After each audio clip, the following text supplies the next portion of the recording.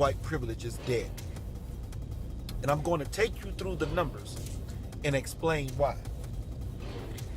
There are a number of indicators that should have made you aware of the fact that neither party, Republican nor Democrat, gives a damn about race anymore. I've said this in numerous videos.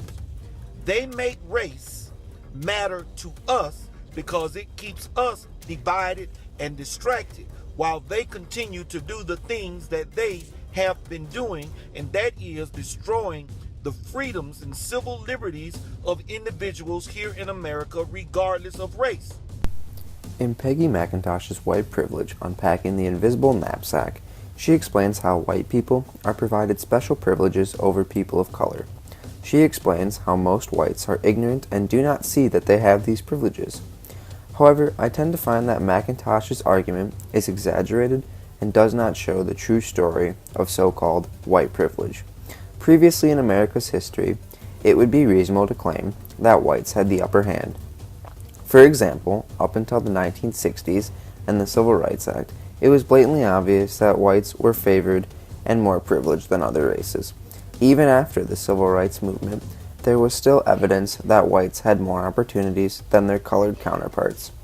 However, in today's society, I do not believe that it is accurate to say that whites are more privileged than those of color.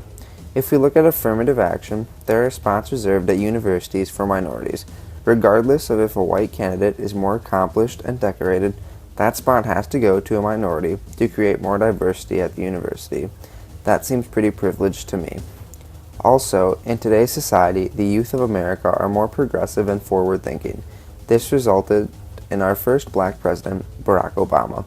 President Obama would not have been able to attend Harvard and become President of the United States if the white privilege that McIntosh talks about was as strong as she claims it to be. While I do believe that some whites are awarded better opportunities in life than some minorities, I believe this boils down to economic standing instead of the color of one's skin.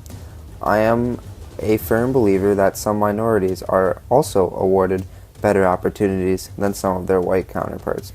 I believe that white privilege is something that the political parties are trying to make a hot-button issue so that different races are divided and we are unable to focus our attention onto the real problems, such as the inability of our government to do its job. Overall, I believe that white privilege is overstated by the media in an attempt to keep the races divided so that they can push the agenda of racism in America. I believe that regardless of color, culture, or heritage, that hard work is what determines your lot in life, and the way you carry yourself will determine if someone is willing to take you seriously.